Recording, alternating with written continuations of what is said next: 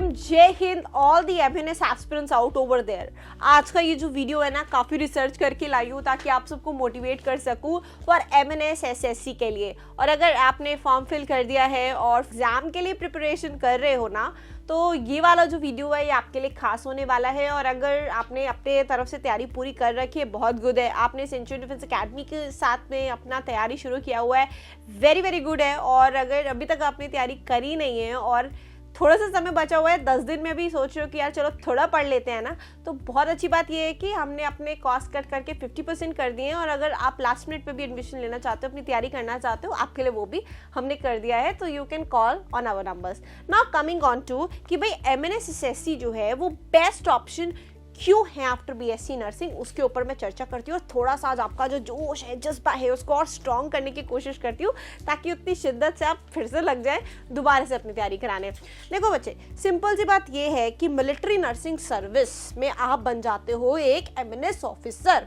और अगर normal life में बीएससी नर्सिंग करते हैं तो आप रह जाते हैं एक नर्स। तो एक सिविलियन नर्स और एक नर्सिंग ऑफिसर, आप देख रहे हो ना, प्रोफाइल वैसी हैवी हो गई। अब प्रोफाइल तो हैवी हुई पे स्ट्रक्चर भी हैवी हो जाता है, रिस्पेक्ट भी हैवी हो जाती है, ऑनर भी हैवी हो जाता है, सब कुछ ही हैवी हो जाता है।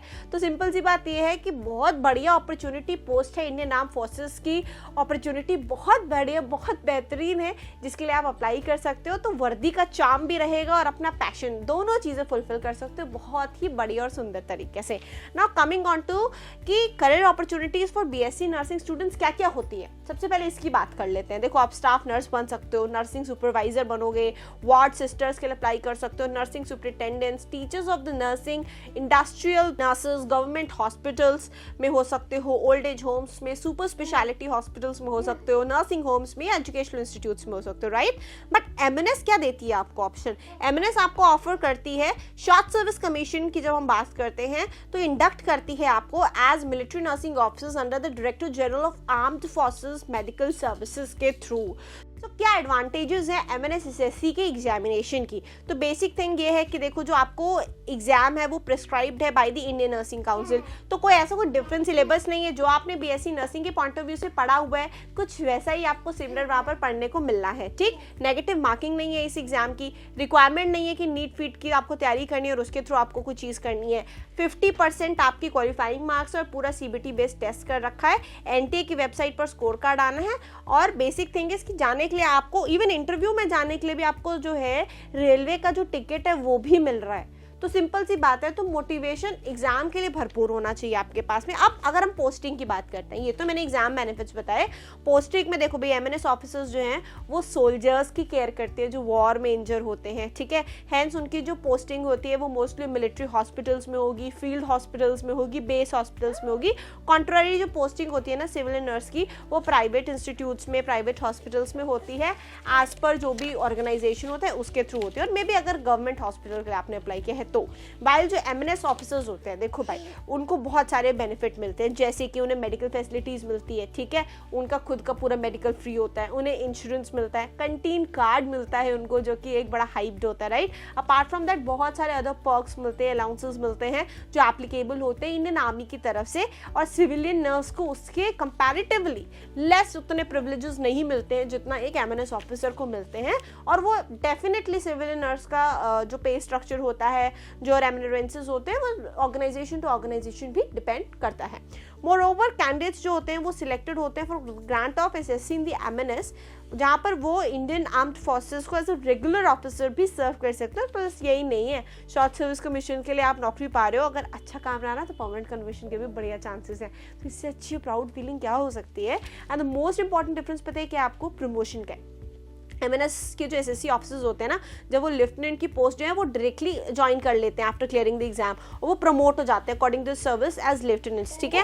और आफ्टर लेफ्टिनेंट वो कैप्टन्स बनते हैं, मेजर्स बनते हैं। ऑन द कॉन्ट्ररी, ये वाला जो प्रमोशन है ना, ये जो बीएससी नर्सिंग करके एज ऑफ नाउ आपको नहीं मिलता है, ठीक है। एंड जो सबसे बड़ी बात होती है which is the pay structure, जो minimum and starting basic salary of MNS SSC officer है वो ₹56,000 से ऊपर है, ठीक है। और इसके बाद इसमें after the implementation of 7th पे कमीशन, इसके अलावा जो आपको अलाउंसेस मिलते हैं, ठीक है, वो अलग है। मैं बेसिक सैलरी की बात कर रही हूँ, 56,100 रुपए, ये बेसिक है। अपार्ट फ्रॉम दैट जो इसके साथ में आपको कंबाइन करके मिलता है ना, वो होता है MSP, dress allowance, transport allowance, उसके बाद में आपको फी राशंस, हाई एटीट्यूड अलाउंस, ठीक है, risk and hardship allowances, children education allowances.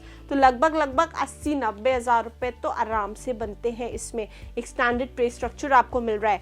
So important ज़्यादा क्या है, खैर सैलरी एक हमारी ज़रूरत होती है हमारे लिविंग को बेयर करने के लिए, it is our essential requirement. But moreover अगर आप ऑनर चाहते हो, ग्रैटिट्यूड पे करना चाहते हो देश के लिए, तो this is going to be a bang on opportunity. So I wish कि आप सब इस एग्जाम के लिए अच्छे से तैयारी कर रहे होंगे with utmost dedication and hard work. All the very best aspirants. किसी भी जानकारी के लिए आप कनेक्ट कर सकते हो नीचे दिए गए नंबर्स पे। थैंक यू, नमस्कार एंड जय हिंद। स्टूडेंट थे जो पढ़ रहे थे, नीट तैयारी करते वक्त, वो भी ये पूछ रहे हैं कि MNS में जाने के लिए क्या करना चाहिए। तो ऐसे मतलब बहुत ही प्राउड फील होता है। Sir, perseverance and dedication comes with a goal only. First, set your goal. Like what you want to see yourself in 5 years. Try to follow the routine in daily basis because when the dream came, feeling is so good. मुझे बस MNS के बारे में बस पता था और Centurion ने मुझे गाइड किया कि कैसे उसको क्रैक करना है। एंड शिशिर सर ने जो हमें एडवाइस दी थी कॉन्फिडेंट रहना है अपने वर्ड्स में, सो वो बहुत हेल्पफुल रहा मेरे पैनल इंटरव्यू में और मेरे पूरे CBT का। मैम कल तक तो बिलीव ही नहीं हुआ था कि I have done it because I was so mesmerised कि मैं चाहती थी कि मेरा MNS में हो and I achieved it. Sir हमें सिखाते हैं कि सिर्फ एक एग्जाम के लिए नहीं, आपको अगर तैयारी करनी है तो सर हमारा ओवरऑल डेवलपमेंट करवाने की कोशिश करते हैं।